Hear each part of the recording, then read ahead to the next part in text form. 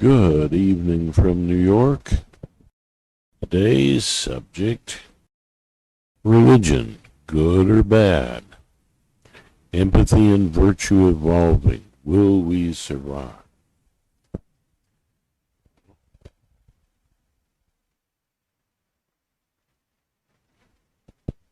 There's a lot of things in religion that is definitely not very empathetic. And there's some good things that are empathetic. But goodness comes from inside yourself. It's not something that you can paste on or be scared into. And that seems to be the trend in religion oftentimes. And it's definitely problematic. There's some terrible things in the religious writings, and there's some wonderful things. But your goodness comes from inside you and from socialization, the growing of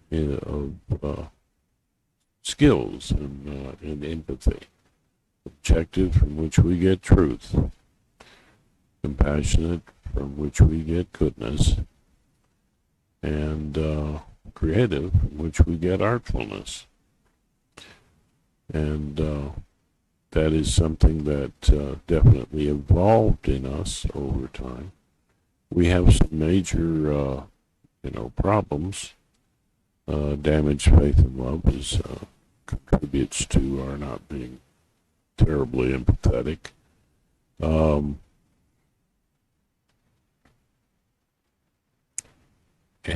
that lack of empathy, well, a lot of it has to do with a punishing attitude. And that's just the very opposite of greater empathy and awareness. And so looking at it that way, look at where people are stirring up anger and fear. That's, you get mad at the other side or the other person. Why? This kind of lack of empathy it's pretty much worldwide. We see some of the results of it in these religions fighting fiercely. You say, well, what about communism? They banned religion. Well, they became a religion. You don't have to believe in a God to have religious poison. And religious poison is something that's working against empathy. Empathy, you see people who are not as developed or people who have a problem genetically or whatever cause and people that have damaged faith and love. Mostly what I see is damaged faith and love. Trauma, which causes people to escape into symbolic kind of acting out, chasing after symbolic need instead of real need, and there's no satiation for that, so power mongering and greed are there. You even have cultures that have thought that greed is good. Well, I would tend to disagree. And today, just look at this movement toward Christian nationalism. Well, it doesn't take much thought or reading to realize that there are different kinds of Christianity, and they fight. They have been fighting for quite a while. And they came over to this country, actually fleeing from other Christians who were persecuting their brand of Christianity. And when they came over here, they were still, being hateful to other people. People were, killing each other over things like water baptism, whether you should be dunked or sprinkled, or whether a baby should be baptized or not. And you think about that, and you're thinking about how ridiculous and how awful. But these are the kind of things that people dip into when their comfort is symbolic rather than real. And that cuts off empathy. When you've got a lot of damage like that, it's hard. You're hurting. So, okay. It's expected, and people who are wounded are an opportunity for us to help them. If they are a danger to society, then, they might have to be isolated, but you don't have to be cruel to them. And you can learn from them, so, and find out how they got to where they were, and why they did what they did. So that's value in itself, and the death penalty is an absolute horror, imagine, because a lot of people not even guilty of the thing that they thought they were. And that's happened a lot. Can you imagine doing that to someone? But those who are sick, well, they're an opportunity to learn. So the death penalty should be done away with. People, sane people don't believe in things like that. Really hurting people who are more agitated, angry, and afraid, they might like that. But in the long run, it's pretty counterproductive. Consider it this way: if your religious beliefs are hurting other people, love the sinner, hate the sin. Oh, come on. Who's fooled by that? You're angry at the person who is the sinner. And what is the sinner? Someone who doesn't believe in your particular religion.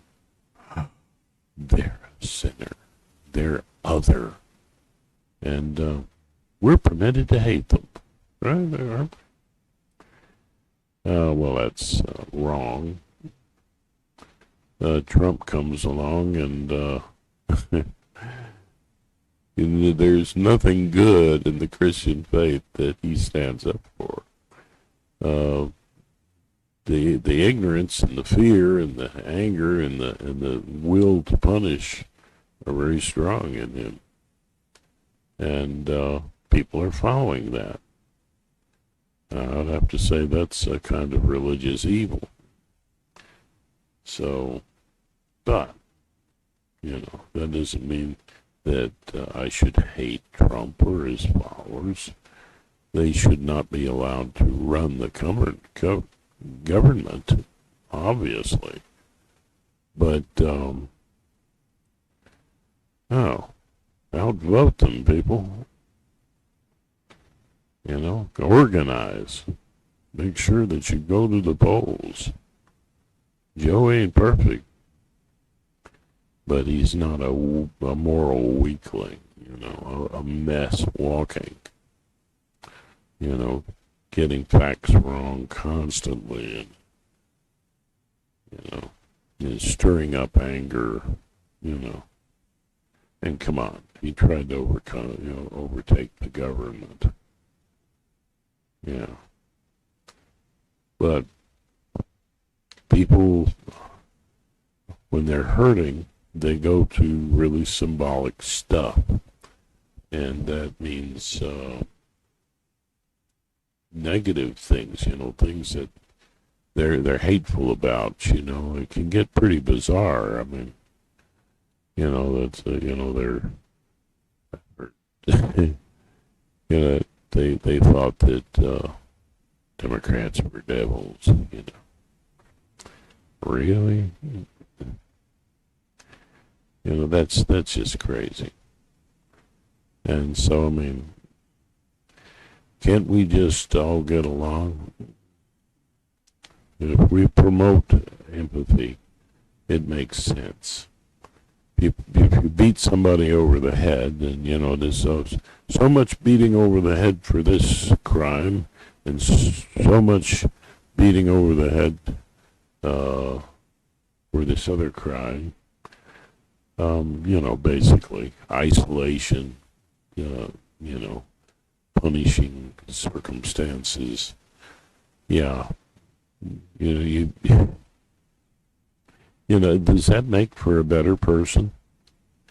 So you're going to damage their faith and love even more, and then you let them out at the end of a prescribed amount of time. That's insane.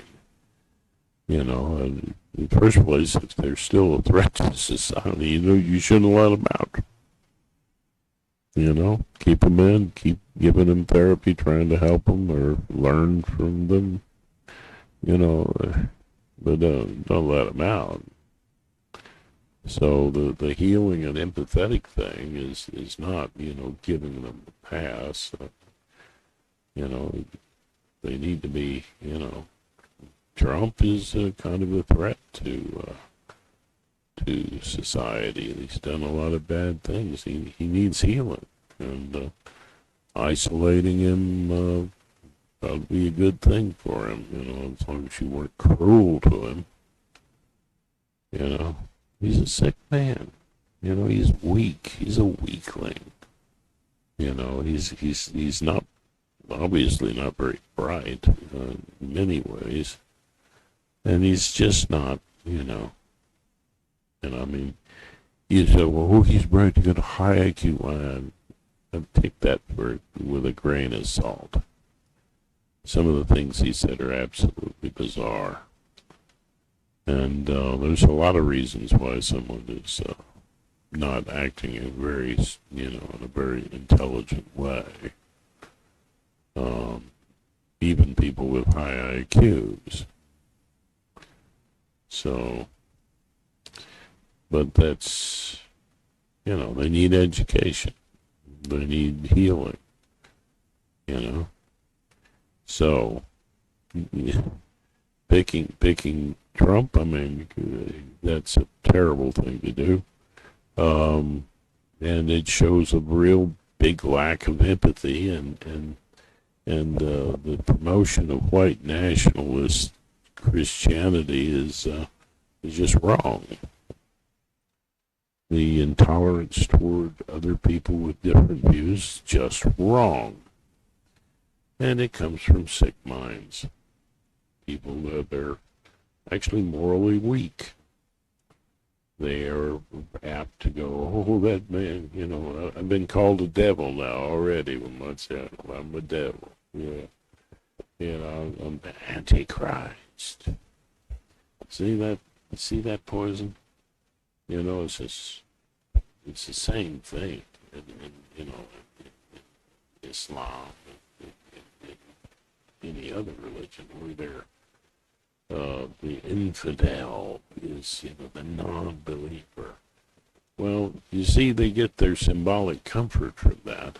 So if somebody believes something different, then it upsets them terribly.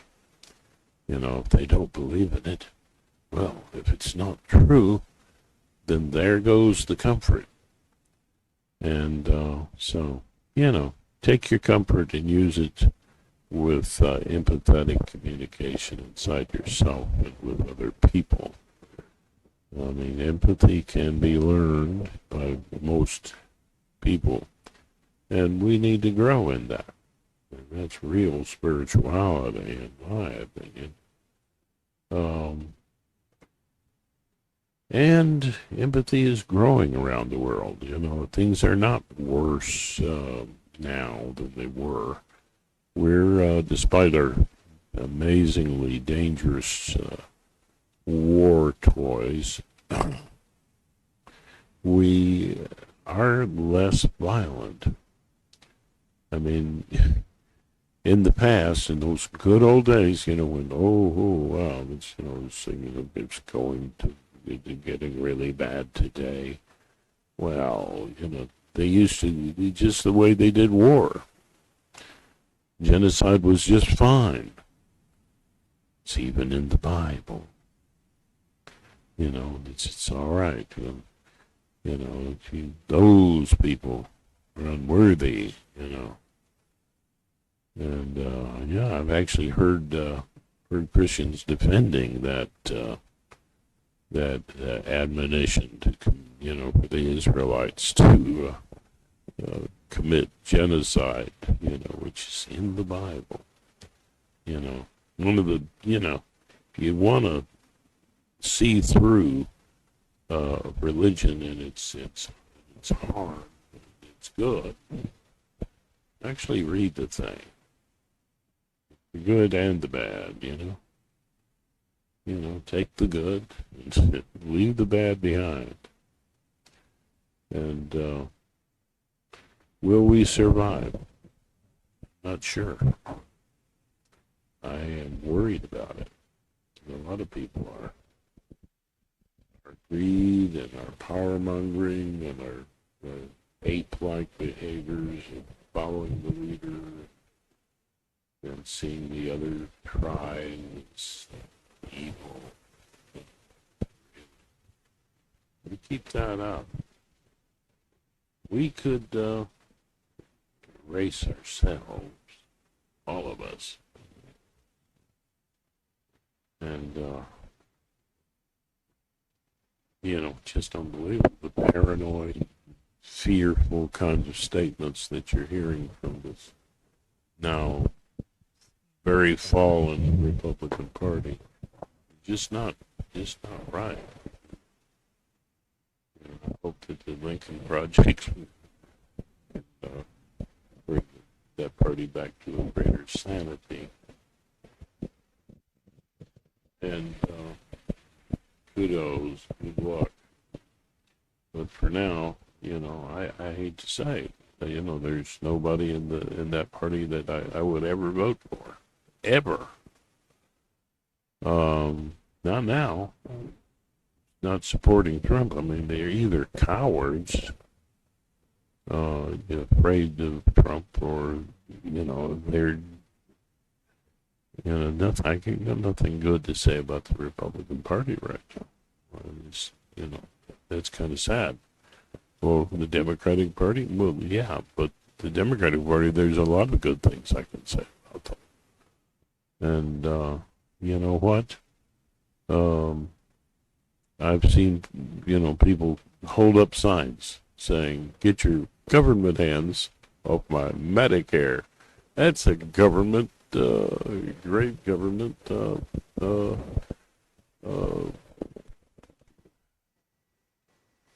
law that we put together that protects the elderly. It should be protecting everyone, and in some countries they do. So let's think about things a little bit. If you don't think, you don't care, and you don't create, different perspectives, take different perspectives, create ways to help people. you don't do these things in caring, empathetic ways, you're just not being a good person, and you're not growing into a good person. And so, yeah, here I am, the Antichrist. Yeah, the Antichrist, the anti-Allah, the anti-Krishna, the what? Come on. Just, the goodness is in you. You can grow that goodness. And it's, there's still a beautiful, innocent child down inside you. And you might want to listen. Just how wonderful you really are. How lovable you are, despite whatever flaws or problems you have or whatever you've done. We're more responsible for the direction we take to become better people than we are for things that we have done. Probably our state of mind at that time things that could be expected. So, I'm making sense. If it makes you uncomfortable, then I would say you probably have a difficulty being reflective inside your mind and really trying to love yourself with these forms of empathy that give birth to our virtues. You really ought to try it. It's quite revelatory. And you do, go on a healing path that does end up with some degree of remorse at the end. Yeah. For the times when we were not loving. But that's the hardest thing of all to feel. And you don't go after, push people to see that immediately. They need to unlearn the helplessness around feeling what happened to them so that they can know the needs that weren't met and grieve those and let them go, which is very helpful for forgiveness, and to move on from forgiveness to remorse. The most terrible thing, the hardest thing to do. So you let people have that process. Bring this to the prisons. Give hope to the hopeless. And if there is a loving God, he will be, or she'll be, quite a bit smiling. Yeah. Just listening to the good things that Jesus had to say, there's no way this white Christian nationalism is anywhere close to following Jesus.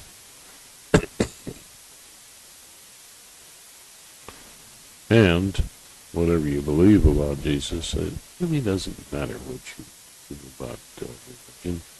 What matters is, are you headed in a direction that increases the love flow in yourself and in your world? And when you're doing that, you're not all hopped up on greed and power and hoard those things. Treat people cruel, who work hard to give you that money. Yeah. trading partners. All men are created equal, right? Isn't that something that the United States is supposed to be about and most democratic countries embrace? Well, what is that equality? You respect each individual as being worthwhile to the loved one. In one way or another, you can learn something from them. However, there's benefit that comes back when you reach out with love. It comes back to you. Give and it will be given to you. A good measure. You know, sifted, shaken, and abundant. So, there'll be a lot more people on this channel. It's going to be more voices. And we call to you to subscribe to the channel and share the videos that you agree with. And make comments. From those people who subscribe, we will be trying to have Zooms and bring others who believe in greater empathy and awareness into having voice, not just in the United States, but around the world. So, good evening, good morning, good afternoon to all of you, wherever you are. We are one family. It's high time we act that way. Or else we might not be around after a while. So, one thing I like to do is to sing an Irish blessing. And I laugh because I know I don't sing well. It's kind of like Jack Benny is playing the violin badly, part of this comedy shtick. But I mean it sincerely. May the road rise to meet you. May the wind be always at your back. May the sun shine warm upon your face. The rain fall soft upon your feet. And until we meet again, may God hold you in the palm of his hand, or her hand, or its hand. Where you see the absolute truth. Nobody really knows what the absolute truth is. But we do know we have a brain. And it's either our higher power or the channel for it. So, love your brain, it will love you. The imaginer of all you imagine, your inner artist, calls you from a place of no time, bliss, enjoying every bit of the story of your life. Be the hero in the book, movie, the story. That is your life. I always say at the end, namaste, which means an honoring that which unites us all. Briefly. Brief.